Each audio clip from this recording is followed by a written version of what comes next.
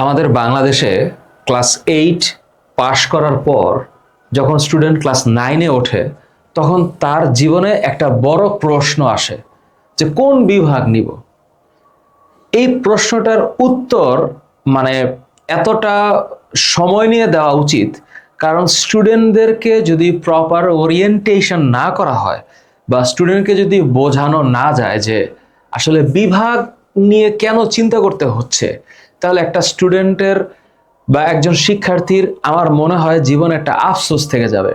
তো আমরা যারা পড়াই, আমরা সবসময় আমাদের জীবনে যে ভুলভ্রান্তিগুলো হয়েছে সেগুলা যেন আর কেউ না করে ওই চেষ্টায় এডটেকে ভিডিও বানাই। এবং আমাদের ইউটিউব চ্যানেলে আলহামদুলিল্লাহ 1 মিলিয়ন সাবস্ক্রাইবার হয়েছে, এবং এই 1 মিলিয়ন সাবস্ক্রাইবারের পেছনে যে পরিমাণ কষ্ট, সেই পরিমাণ কষ্ট করে আজকে এই জায়গাটায়। শুধুমাত্র বইয়ের ব্যাখ্যা দিয়ে, শুধুমাত্র বইয়ের পড়ালেই একটা স্টুডেন্টের জীবন সুন্দর হয় না। তো জীবন সুন্দর করার জন্য কিছু গাইডলাইন দরকার। ইউনিভার্সিটিগুলোতে বা যখন বিশ্বের ভালো ভালো বিশ্ববিদ্যালয়গুলোতে যখন কোনো স্টুডেন্ট কোনো কোর্সে ঢোকে, সেটা আন্ডার গ্রেড হোক বা পোস্ট গ্রেড হোক, একটা ওরিয়েন্টেশন থাকে, এবং সেই ওরিয়েন্টেশনটা হচ্ছে যে সামনের জীবনটা কেমন, এটা বিশ্ববিদ্যালয় কর্তৃপক্ষ বলে দেয় স্টুডেন্টদেরকে, যেটা উচিত। ফলে একটা স্টুডেন্ট বা একজন শিক্ষার্থী সে চিন্তা করতে পারে যে আমার সামনের রাস্তাটা কেমন হইতে যাচ্ছে। তো আজকের এই ভিডিওটা তোমরা যারা এই বছর বৃত্তি পরীক্ষা দিয়েছ, তোমরা যারা এই বছর ক্লাস 8 থেকে 9-এ উঠেছ, সেই সকল শিক্ষার্থীদের জন্য এবং অভিভাবকদের জন্য যাদের মনে এই প্রশ্নটা আছে। এখন প্রশ্ন হচ্ছে, স্যার আমি আসলে নিব কি? তাহলে স্যার আমি একটা স্টুডেন্ট, আমি কি সায়েন্স নিব, নাকি বাবা মা বলে তাই সায়েন্স নিব, নাকি স্যার আমার আর্টস নেওয়া উচিত, নাকি আমার ব্যবসায় শিক্ষা শাখা অর্থাৎ কমার্স নেওয়া উচিত? এই চিন্তাটা যখন তোমার মনে হবে তখন তুমি ঠান্ডা মাথায় একটু আমার কথাগুলো একটু শোনো। তুমি যদি বিজ্ঞান বিভাগে যাও, তোমার কিছু কমন সাবজেক্ট আছে, যে সাবজেক্টগুলো এটা একদম কমন সাবজেক্ট, এটা জেনারেলাইজ সাবজেক্ট, এটা পড়তেই হবে, যে বাংলা, ইংরেজি এবং গণিত। এই তিনও শাখাই আছে। কিন্তু স্যার যখন আমি বিজ্ঞান বিভাগের কথা বলবো, তখন ক্লাস 9-এ উঠলে আমার সামনে আরো 3-4টা সাবজেক্ট চলে আসে, যেই সাবজেক্টগুলা ভার বেশি, এবং এই সাবজেক্টগুলোকে অনেক পরিমাণে পরিশ্রম সহকারে পড়া লাগে। সেই সাবজেক্টগুলো হচ্ছে উচ্চতর গণিত, পদার্থ রসায়ন এবং জীববিজ্ঞান। এই যে উচ্চতর গণিত, যেটাকে আমরা হায়ার ম্যাথ বলি, সেটাকে আমরা শর্ট ফর্মে HM বলি। ফিজিক্স বলি আমরা পদার্থবিজ্ঞানকে, ফিজিক্স বলি আমরা, কেমিস্ট্রি বলি রসায়নকে, কেমিস্ট্রি বলি, আর জীববিজ্ঞানকে আমরা বায়োলজি বলি। আমি যেহেতু বিজ্ঞান বিভাগের ছাত্র, আমি এই 3টা সাবজেক্ট নিয়েই একটু চর্চা করার চেষ্টা করি, এবং এই 3টা সাবজেক্টই ক্লাস 9-এ, 10-এ এবং SSC লেভেলে পড়াই। যদিও ইন্টারমিডিয়েটের আমি শুধুমাত্র বায়োলজি পড়াই, আর SSC-তে আমার ম্যাথের, বাংলার, ধর্মের অনেক ক্লাস আছে, সমাজের অনেক ক্লাস আছে।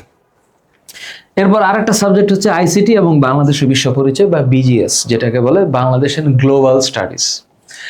এই যে সাবজেক্টগুলা বিজ্ঞান বিভাগের, এই সাবজেক্টগুলার লোড বা এই সাবজেক্টগুলোতে ভালো করতে হলে এমন পরিশ্রম করতে হবে ওই সকল স্টুডেন্টদের যাদের ব্রেইন, যাদের মস্তিষ্ক বিজ্ঞান প্রেমী, যারা লেখাপড়া করতে পছন্দ করে, টেবিলে চেয়ারে বসে লেখাপড়া করতে পছন্দ করে, ওই মানুষগুলা বা ওই ছাত্রগুলা, ওই ছাত্রীগুলা বিজ্ঞান বিভাগ নিয়ে পড়ার চেষ্টা করা উচিত। আমি এখনো বিশ্বাস করি, আমাদের সময়, আমি 2003 সালে SSC পরীক্ষা দিয়েছি, আজ থেকে 22 বছর আগে। আমি যখন 22 বছর আগে SSC পরীক্ষা দিয়েছি, তো 24 বছর আগে আমি ক্লাস 9-এ পড়তাম।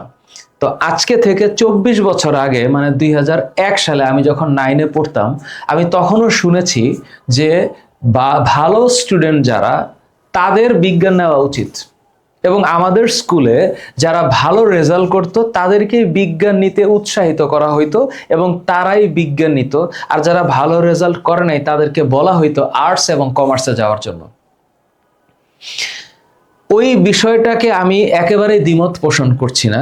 কারণ হলো, এই সাবজেক্টগুলোর প্রতি যদি কারো পিওর ডেডিকেশন বা ভালোবাসা না থাকে, আমি বলবো বিজ্ঞান বিভাগ অ্যাভয়েড করার জন্য। কারণ হইল অনেকেই মনে করে যে বিজ্ঞান বিভাগে বা সায়েন্স নিয়ে ডাক্তার ইঞ্জিনিয়ার হবে জীবনে এবং অনেক বড় কিছু হবে, কিন্তু বিশ্বাস করো ভবিষ্যতে কি হবে আমি একটু পরে সব দেখাচ্ছি একটা একটা করে, এবং কি হইতে পারে। ভবিষ্যৎ তো অজানা, ভবিষ্যৎ কেবল মাত্র সৃষ্টিকর্তা আল্লাহ জানেন, আমরা ভবিষ্যৎ জানি না। আমরা ধারণা করতে পারি যে বিগত দিনগুলোতে কি হয়ে আসছিল, আমি তার উপর একটা ছোট্ট বয়ান আজকে দিব। মানবিক শাখায় যে সব যে বিষয়গুলো আছে সেটা হচ্ছে ইতিহাস, নাগরিকতা, সুশাসন, অর্থনীতি, ইকোনমিক্স, এই সাবজেক্টগুলা আর্টসে আছে। আর কমার্সে যেগুলো আছে সেটা হচ্ছে অ্যাকাউন্টিং, এন্টারপ্রেনারশিপ বা ব্যবসায় উদ্যোগ, আর হচ্ছে ফাইন্যান্স ও মার্কেটিং বা ফাইন্যান্স অ্যান্ড ব্যাংকিং, ফাইন্যান্স অথবা ফিন্যান্স। এই যে সাবজেক্টগুলা এগুলাকে গ্রুপ সাবজেক্ট বলে। ক্লাস 9-এ তোমরা যারা উঠবা এদেরকে গ্রুপ সাবজেক্ট বলে। সো এই যে PCMB, physics chemistry math biology, physics chemistry math biology, এই পোর্শনটাকে আমরা পিসিএমবি বলি। এই পোর্শনের মধ্যে যদি লোড হিসাব করা হয়, লোড মানে ভার কতটুকু, এটাকে ইংলিশে আমরা লোড বলি। লোড যদি হিসাব করা হয় তাহলে এই পাশের লোড এত বেশি হবে যে স্টুডেন্ট যদি বিজ্ঞানকে ভালো না বাসে তাহলে তার পক্ষে লোড ক্যারি করা অসম্ভব, সামনে ভালো কিছু হবে না।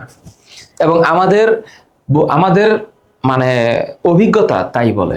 এখন প্রশ্ন হচ্ছে, স্যার আপনি আমাকে একটু বিস্তারিত বলেন যে আমাদের ফেসবুক পেজে যত মেসেজ আসে, আমাদের সাথে যত স্টুডেন্ট কমিউনিকেট করে, সেইখান থেকে আমি কিছু তথ্য পেয়ে একটু লিখে রাখছি, যেন এই স্লাইড ডেসক্রিপশনে দেওয়া আছে, তোমাদের হেল্প হবে। অভিভাবক যারা আপনারা শুনতেছেন আপনাদেরও হেল্প হবে, আপনারা চাইলে আমার এই স্লাইড ডাউনলোড করে দেখতে পারেন আমি কি কি লিখে রাখছি এখানে। প্রথম কথা হলো, স্টুডেন্ট কিভাবে চিন্তা করবে যে স্যার আসলে আমার কি করা উচিত। একটু মনোযোগ দিয়ে খেয়াল করো। যদি স্টুডেন্টের গণিত এবং বিজ্ঞান ম্যাথ অ্যান্ড সায়েন্স পড়তে ভয় না লাগে, কোনো ভয় নেই, এবং ওই সাবজেক্টের প্রতি যদি তার ইন্টারেস্ট আসে, তাহলে বুঝে নিতে হবে তার জন্য বিজ্ঞান বা তার জন্য সায়েন্সে যাওয়াটা উচিত। যদি স্টুডেন্টের অঙ্ক, সূত্র, যে কোনো ধরনের হিসাব, ধরো গ্রাফ বা এই জিনিসগুলোকে একটু প্র্যাকটিস করতে যে ধৈর্য লাগে, হ্যাঁ, সবচেয়ে ইম্পর্টেন্ট টপিকটা হচ্ছে ধৈর্য। এই ধৈর্য যার আছে তার বিজ্ঞান বিভাগে যাওয়া উচিত।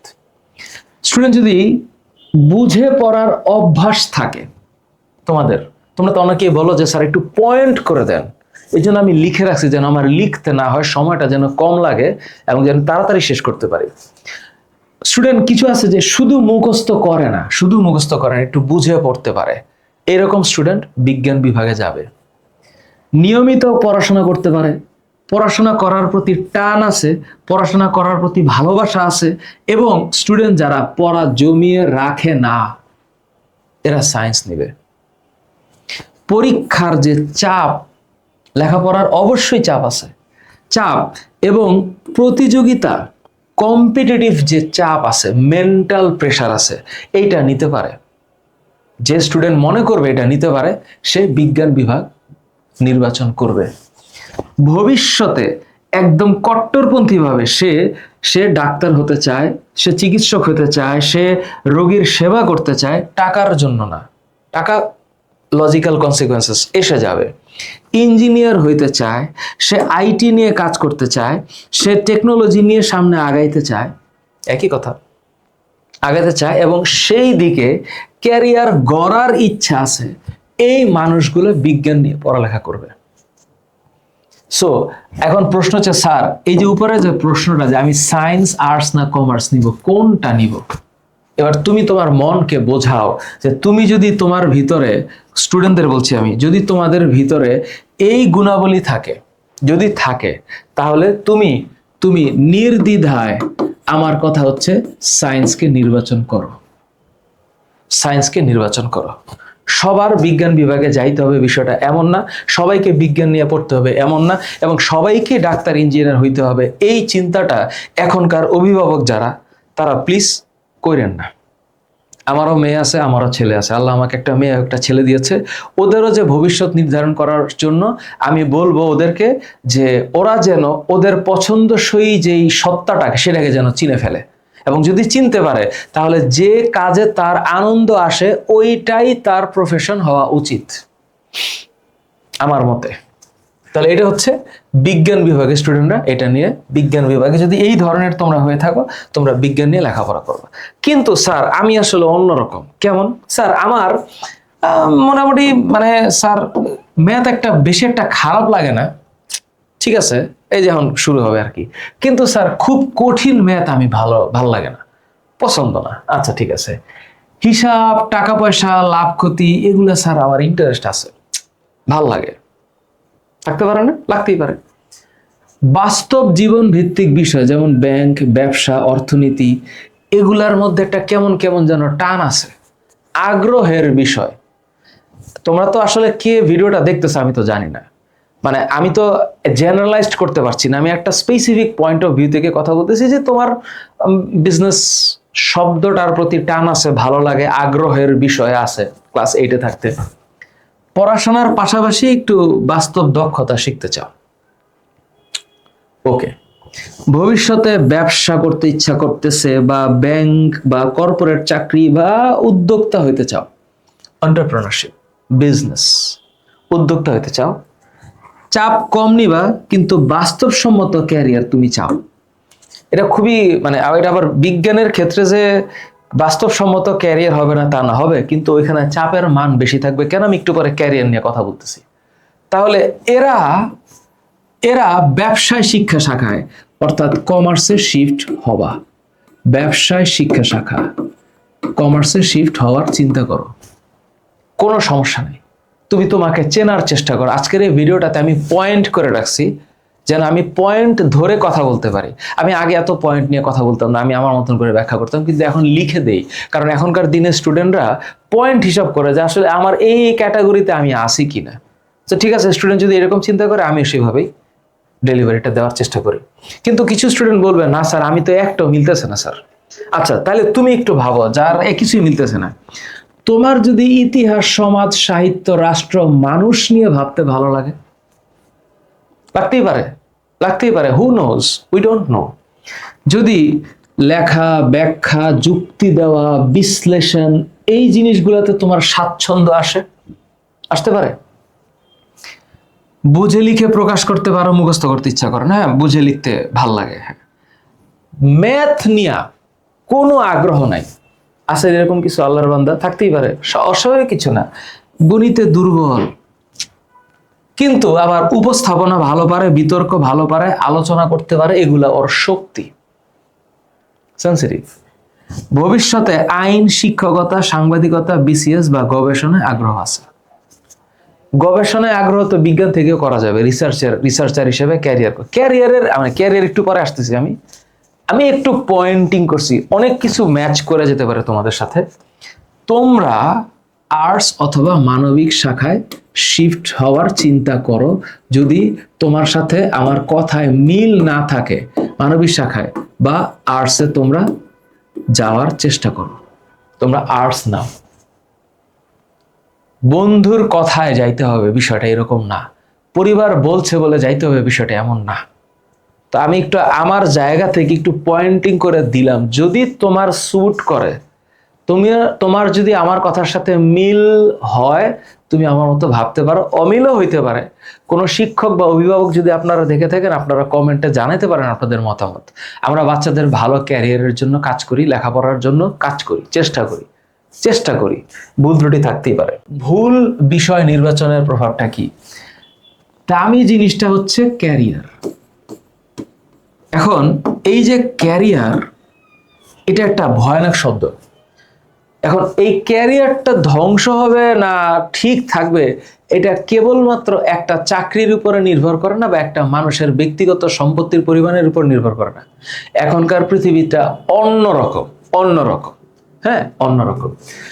তো ভুল বিষয় নির্বাচনের প্রভাবটা পড়বে ক্যারিয়ারে, এবং ক্যারিয়ার যদি কোনোভাবে বাধাগ্রস্ত হয়, তাহলে এই যে একটাই যে জীবন, লাইফ, এই লাইফটা ক্ষতিগ্রস্ত হবে। কিন্তু কিন্তু একটা কথা আছে, লাইফে আলটিমেট ক্ষতি বলে কিছু নাই। কারণ লাইফে যখন কোনো ক্ষতি হয় তখন মাথা রাখতে হবে সেই ক্ষতি পূরণ করার জন্য প্রকৃতি সুযোগ দিয়ে দেয়, সুযোগ দিয়ে দেয়।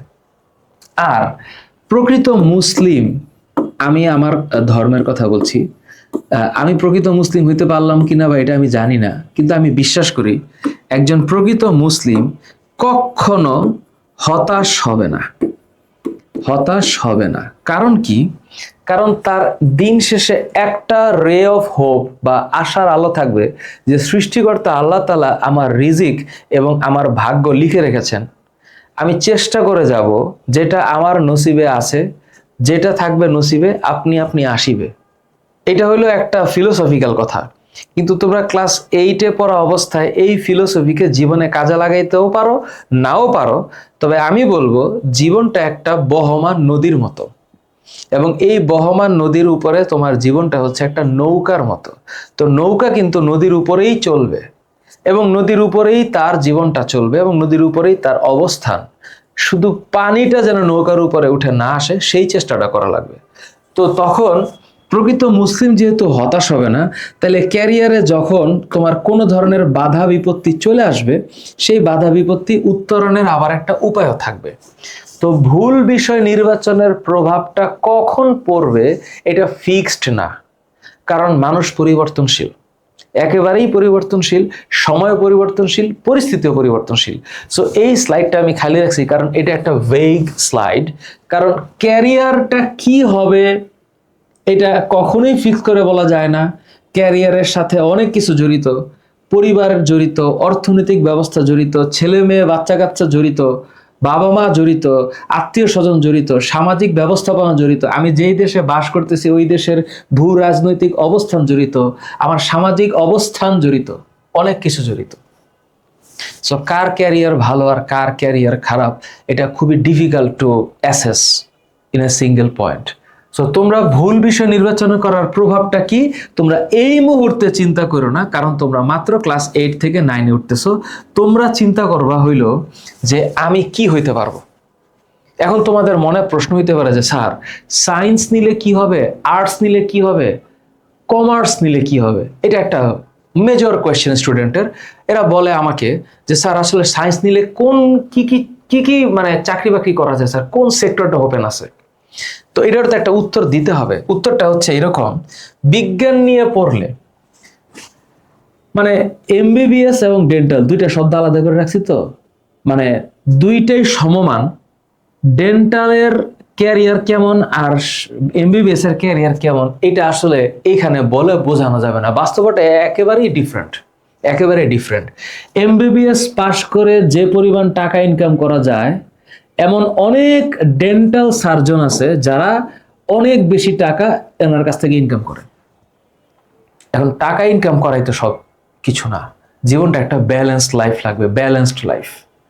তো বিজ্ঞান শাখা পড়া ডাক্তার হওয়া যাবে, ইঞ্জিনিয়ার হওয়া যাবে, বিশ্ববিদ্যালয়ের যে কোনো বিজ্ঞান বিভাগের শিক্ষক হওয়া যাবে, আইটিতে ক্যারিয়ার করা যাবে, আর্টিফিশিয়াল ইন্টেলিজেন্সে ক্যারিয়ার করা যাবে, রোবোটিক্সে ক্যারিয়ার করা যাবে, ডেটা সায়েন্সে ক্যারিয়ার করা যাবে।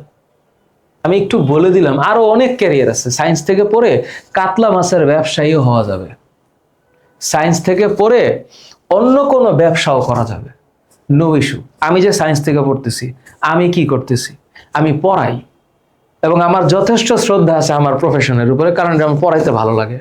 আমি পড়াই, আমার একটা অফিস আছে, 7,000 স্কোয়ার ফিটের অফিস আছে, 56 জন স্টাফ এখন কাজ করতেছে, আমার 19,000 পেইড স্টুডেন্ট আছে যাদেরকে আমি পড়াই, আমার একটা ইউটিউব চ্যানেল আছে, 4টা ইউটিউব চ্যানেল আছে, পেজ আছে, আমি বাচ্চাদেরকে পড়াই। অফলাইনে আমার কাছে 300 বাচ্চা আছে, এরা আমাদের কাছে এসে পড়ে। আমরা একটা ইকোনমিক সাইকেল রান করছি। আমি আমার কথা বলতেছি, আল্লাহ আমাকে দিয়ে করাচ্ছে আর কি, আই এম হ্যাপি। এখন আমার ক্যারিয়ার যে তোমার ক্যারিয়ার হবে নাও হইতে পারে, অন্য কিছু হইতে পারে, অনেক বেটার কিছু হইতে পারে।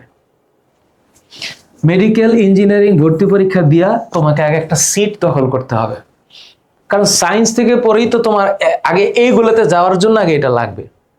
সো এই যে মেডিকেল এবং ইঞ্জিনিয়ারিং যে ভর্তি পরীক্ষার কথা আমি বললাম, এটা হচ্ছে টপ মোস্ট থিং যেটা তোমার ক্যারিয়ারকে এই দিকে টার্ন করাবে। স্যার যদি আমি আর্টস নেই তাহলে কি হবে? আর্টস নিলে দেখো কি কি সামনে থাকতে পারে। ধরো কারো আইনজীবী হওয়ার ইচ্ছা আছে, ঠিক আছে, সাংবাদিকতা করার ইচ্ছা আছে, হইতেই পারে। জার্নালিজম মানুষের ইচ্ছা থাকতে পারে না? পারে। এইটাও শিক্ষকতা। এই যে আমার কথা বলছি, আমি পড়াই। I am really happy with my recent situations. আলহামদুলিল্লাহ, আরো ভালো করার চেষ্টা আমি করব, মাত্র শুরু করলাম। বিসিএস এ অনেকে চেষ্টা করে। বিসিএস তো যে কোনো, বিসিএস একটা কমন টপিক, এটা সবার জন্য। সমাজবিজ্ঞান, রাষ্ট্রবিজ্ঞান নিয়ে কারো যদি কোনো ক্যারিয়ার গড়ার ইচ্ছা থাকে, ভবিষ্যতে কি হওয়া যাবে, এই প্রশ্নের উত্তর দিচ্ছি।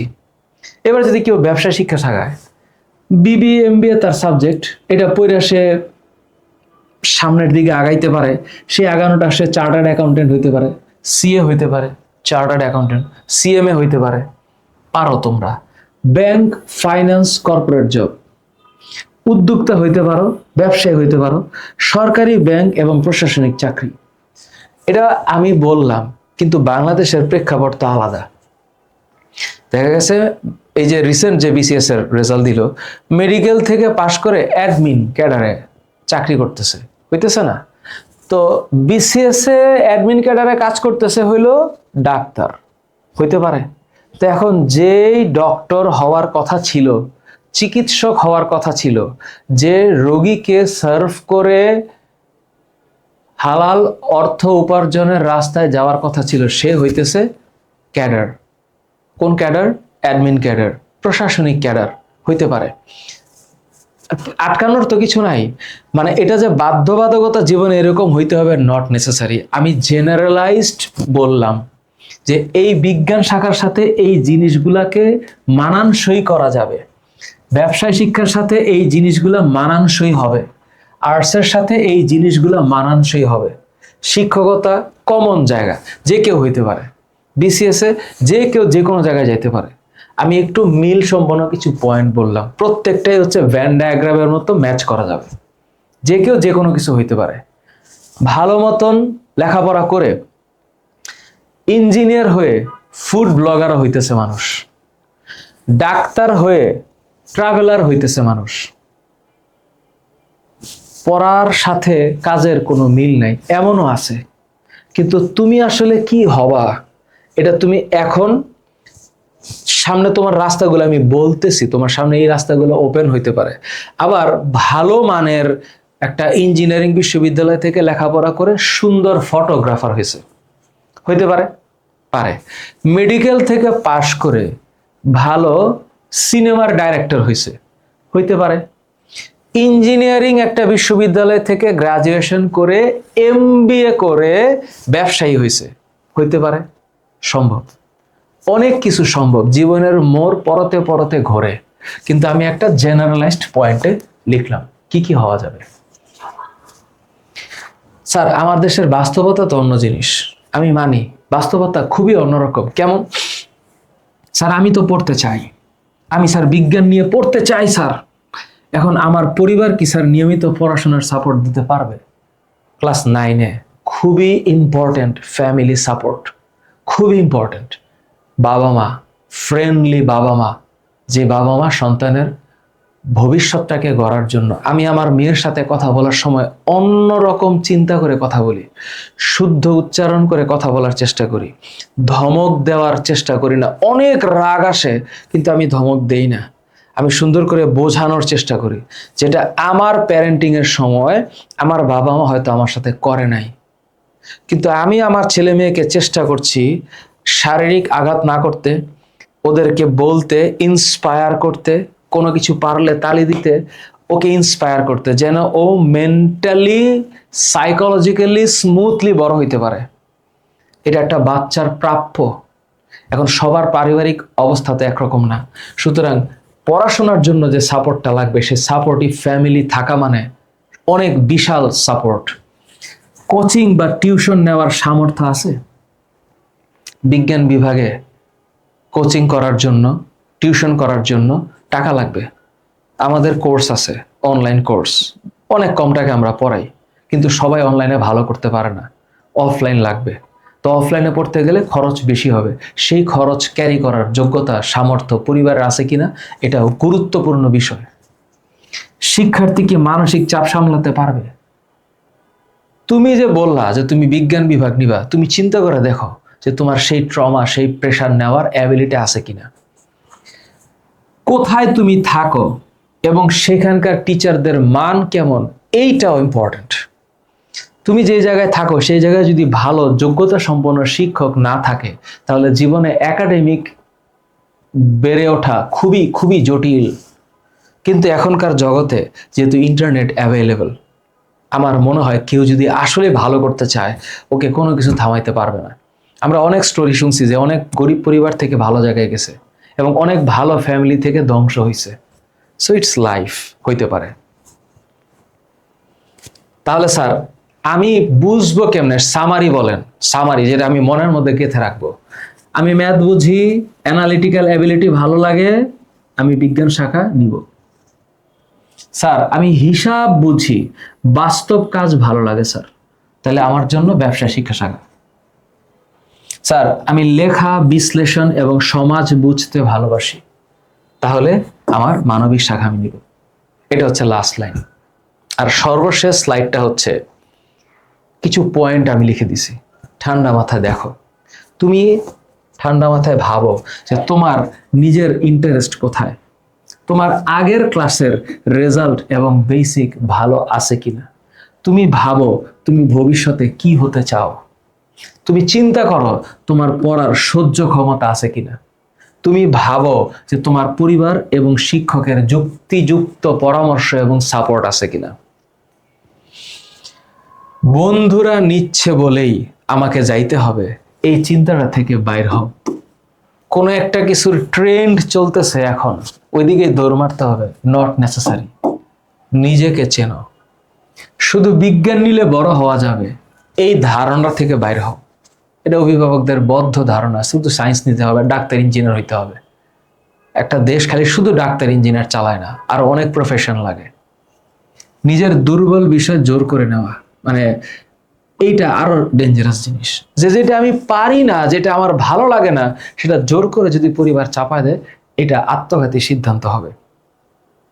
আমার অভিভাবক আপনারা যারা আমাকে চেনেন জানেন, যারা আমার ভিডিওস দেখেন, তাদের উদ্দেশ্যে বলছি, সন্তানের দিকে একটু ওইভাবে তাকায় দেখতে হবে যে যে জিনিসটাও পারছে না, দরকার হলে আপনারা আমার সাথে কনসাল্ট করেন, নিচের কমেন্ট সেকশনে আসেন, আমি উত্তর দিব আপনাদের। যে বিষয়ে ভয় লাগে, ভয়, সেটা নিয়ে কখনো ক্যারিয়ার গড়া যায় না। নিজের শক্তিকে দুর্বল ভাবা সবচেয়ে বড় ভুল। এবং লাস্ট লাইন হচ্ছে, সঠিক বিভাগ যদি তুমি নাও এবং যদি তুমি নিয়মিত পরিশ্রম করো, তাহলে বলা যায় যে ভবিষ্যৎটা আমরা জানি না, সেটাতে হয়তোবা সফল হব ইনশাআল্লাহ। মানুষ শুধু চেষ্টা করতে পারে, স্রষ্টার হাতে ফলাফল। এই ছিল আমার কথা। তোমাদেরকে অসংখ্য ধন্যবাদ, তোমরা যারা এতক্ষণ শুনেছ। আপনারা অভিভাবক যারা শুনেছেন, আপনারা ক্ষমা সুন্দর দৃষ্টিতে দেখবেন। আমি আমার অভিজ্ঞতা থেকে কথাগুলো বললাম। অনেক স্টুডেন্ট এই প্রশ্ন করে, আমরা সায়েন্স নিব না আর্টস দিব না কমার্স দিব। আশা করি পয়েন্টগুলো আলাপ করে দিতে পেরেছি। এরপরেও কোনো কনফিউশন থাকলে কমেন্ট সেকশনে আমাকে জানান, আমি উত্তর দিব। Thank you so very much.